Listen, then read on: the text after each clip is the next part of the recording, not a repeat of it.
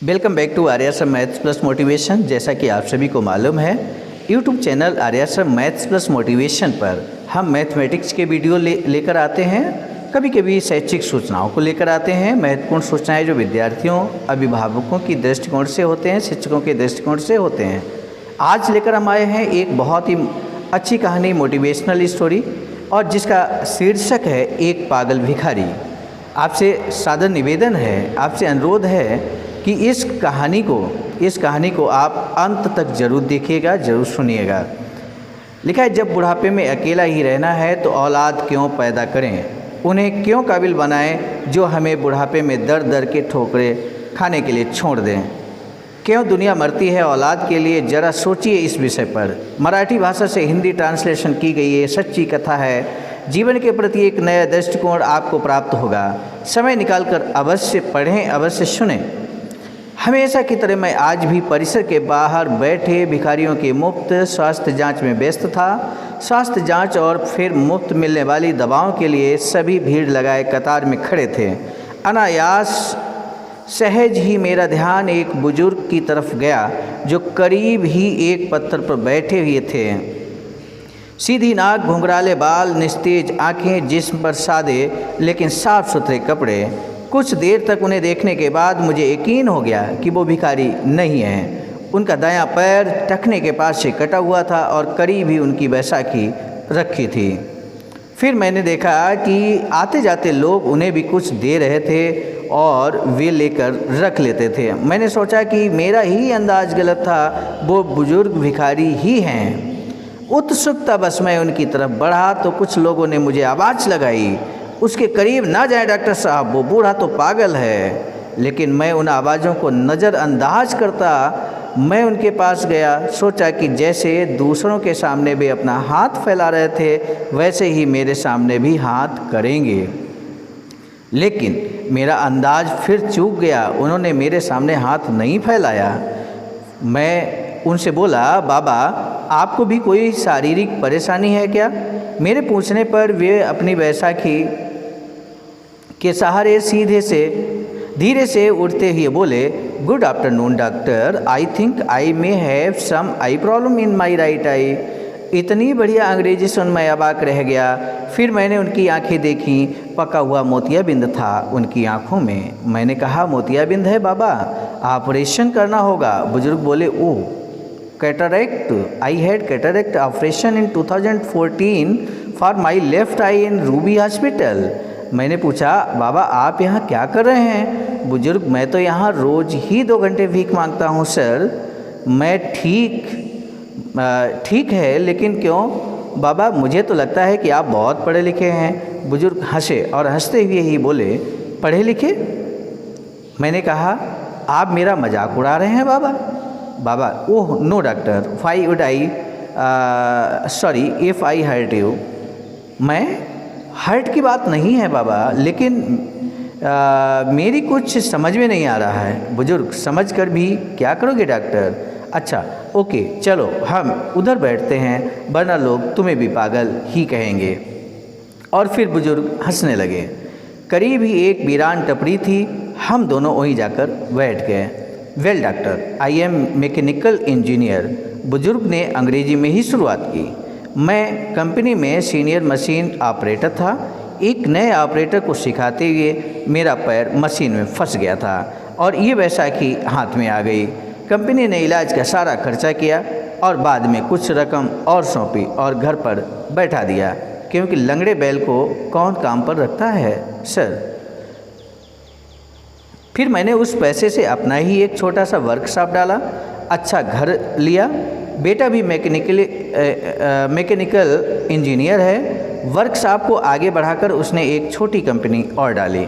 मैं चकराया, बोला, बाबा तो फिर आप यहाँ इस हालत में कैसे? बुजुर्ग, मैं किस्मत का शिकार हूँ। बेटे ने अपना बिजनेस बढ़ाने के लिए कंपनी और घर दोनों बेच दिए। बेटे की तरक्की के लिए मैंने भी कुछ नहीं कहा। सब कुछ बेचकर वो अपनी पत्नी और बच्चों के साथ जापान चला गया और हम जापानी गुड्डे गुड़िया यहाँ रह गए। ऐसा कहकर बाबा हंसने लगे। हंसना भी इतना करुण हो सकता है, ये मैंने पहली बार अनुभव किया। फिर बोला, लेकिन बाबा आपके पास तो इतना हुनर है कि जहाँ लात मारे वहाँ पानी निकाल दें। अपने कटे हुए पैर की ओर ताकते बुजुर्ग बोले, लात कहाँ और कैसे मारूं, बताओ मुझे। बाबा की बात सुन मैं खुद भी शर्मिंदा हो गया, मुझे खुद बहुत बुरा लगा। प्रत्यक्षता मैं बोला, बाबा आज भी आपको कोई भी नौकरी दे देगा, क्योंकि अपने क्षेत्र में आपको इतने सालों का अनुभव जो है। बुजुर्ग, यस डॉक्टर, और इसी वजह से मैं एक वर्कशॉप में काम करता हूँ। 8,000 रुपये तनख्वाह मिलती है मुझे। मेरी तो कुछ समझ ही नहीं आ रहा था। मैं बोला, तो फिर आप यहाँ कैसे? बुजुर्ग, डॉक्टर बेटे के जाने के बाद मैंने एक चाल में एक टीन की छत वाला घर किराए पर लिया है। वहाँ मैं और मेरी पत्नी रहते हैं। उसे पैरालिसिस है, उठ बैठ भी नहीं सकती। मैं 10 से 5 नौकरी करता हूँ, शाम 5 से 7 इधर भीख मांगता हूँ और फिर घर जाकर तीनों के लिए खाना बनाता हूँ। आश्चर्य से मैंने पूछा, बाबा अभी तो आपने बताया कि घर में आप और आपकी पत्नी हैं, फिर ऐसा क्यों कहा कि तीनों के लिए खाना बनाते हो? बुजुर्ग, डॉक्टर मेरे बचपन में ही मेरी माँ का स्वर्गवास हो गया था। मेरा एक जिगरी दोस्त था, उसकी माँ ने अपने बेटे जैसे ही मुझे भी पाला पोसा। 2 साल पहले मेरे उस जिगरी दोस्त का निधन हार्ट अटैक से हो गया था, तो उसकी 92 साल की माँ को मैंने अपने साथ अपने घर ले आया। तब से वो हमारे साथ ही रहती है। मैं अवाक रह गया। इन बाबा का तो खुद का भी हाल बुरा है, पत्नी अपंग है, खुद का एक पाँव नहीं है, घर बार भी नहीं है, जो था वो बेटा बेचकर चला गया, और ये आज भी अपने मित्र की माँ की देखभाल करते हैं। कैसे जीवट इंसान है ये? कुछ देर बाद मैंने सामान्य स्वर में पूछा, बाबा बेटा आपको रास्ते पर ले आया, ठोकरे खाने को छोड़ गया, आपको गुस्सा नहीं आता उस पर? बुजुर्ग, नो डॉक्टर, अरे वो सब तो उसी के लिए कमाया था, जो उसी का था उसने ले लिया, इसमें उसकी गलती कहाँ है? लेकिन बाबा, मैं बोला, लेने का ये कौन सा तरीका हुआ भला? सब कुछ ले लिया, ये तो लूट हुई ना। अब आपके यहाँ भीख मांगने का कारण भी मेरी समझ में आ गया है बाबा। आपकी तनख्वाह के 8,000 रुपयों में आप तीनों का गुजारा नहीं हो पाता, अतः इसलिए आप यहाँ आते हो। बुजुर्ग, no you are wrong doctor, तुम गलत हो। 8,000 रुपये में मैं सब कुछ मैनेज कर लेता हूँ, लेकिन मेरे मित्र की जो माँ हैं उन्हें डायबिटीज़ और ब्लड प्रेशर दोनों हैं, दोनों बीमारियों की दवाई चल रही है उनकी। बस 8,000 रुपये में उनकी दवाइयाँ मैनेज नहीं हो पाती। मैं 2 घंटे यहाँ बैठता हूँ, लेकिन भीख में पैसों के अलावा कुछ भी स्वीकार नहीं करता। मेडिकल स्टोर वाला उनकी महीने भर की दवाएं मुझे उधार दे देता है, और यहाँ 2 घंटों में जो भी पैसे मुझे मिलते हैं वो मैं रोज़ मेडिकल स्टोर वाले को दे देता हूँ। मैंने अपलक उन्हें देखा और सोचा, इन बाबा का खुद का बेटा इन्हें छोड़कर चला गया है और ये खुद किसी और की माँ की देखभाल कर रहे हैं। मैंने बहुत कोशिश की, लेकिन खुद की आंखें भर आने से नहीं रोक पाया। भरे गले से मैंने फिर कहा, बाबा किसी दूसरे की माँ के लिए आप यहाँ रोज़ भीख मांगने आते हो? बुजुर्ग, दूसरे की? अरे मेरे बचपन में उन्होंने बहुत कुछ किया मेरे लिए, अब मेरी बारी है। मैंने उन दोनों से कह रखा है कि 5 से 7 मुझे एक काम और मिला हुआ है। मैं मुस्कराया और बोला, और अगर उन्हें पता लग गया कि 5 से 7 आप यहाँ भीख मांगते हो तो? बुजुर्ग, अरे कैसे पता लगेगा, दोनों तो बिस्तर पर हैं, मेरी हेल्प के बिना वे करवट तक नहीं बदल पाती, यहाँ कहाँ पता करने आएंगी? और हा करके हंसने लगे।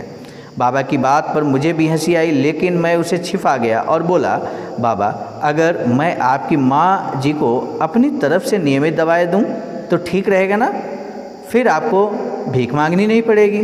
बुजुर्ग, नो डॉक्टर, आप भिखारियों के लिए काम करते हैं, माँ जी के लिए आप दवाई देंगे तो माँ जी भी तो भिखारी कहलाएंगी। मैं अभी समर्थ हूँ डॉक्टर, उनका बेटा हूँ मैं, मुझे कोई भिखारी कहे तो चलेगा, लेकिन उन्हें भिखारी कहलवाना मुझे मंजूर नहीं। ओके डॉक्टर, अब मैं चलता हूँ, घर पहुँचकर अभी खाना भी बनाना है मुझे।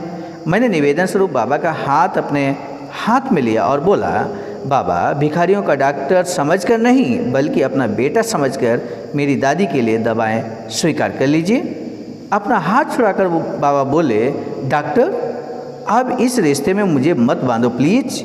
एक गया है हमें छोड़कर, आज मुझे स्वप्न दिखाकर कल तुम भी मुझे छोड़ गए तो अब सहन करने की मेरी ताकत नहीं रही। ऐसा कहकर बाबा ने अपने वैशाखी संभाली और जाने लगे और जाते हुए अपना एक हाथ मेरे सिर पर रखा और भर भराई ममता मई आवाज़ में बोले, अपना ध्यान रखना मेरे बच्चे। शब्दों से तो उन्होंने मेरे द्वारा पेश किए गए रिश्ते को ठुकरा दिया था, लेकिन मेरे सिर पर रखे उनके हाथ के गर्म स्पर्श ने मुझे बताया कि मन से उन्होंने इस रिश्ते को स्वीकारा था। उस पागल कहे जाने वाले मनुष्य के पीठ फिरते ही मेरे हाथ अपने आप प्रणाम की मुद्रा में उनके लिए जुड़ गए। हमसे भी अधिक दुखी, अधिक विपरीत परिस्थितियों में जीने वाले ऐसे भी लोग हैं। हो सकता है इन्हें देखकर हमें हमारे दुख कम प्रतीत हों और दुनिया को देखने का हमारा नज़रिया बदले। हमेशा अच्छा सोचें, हालात का सामना करें।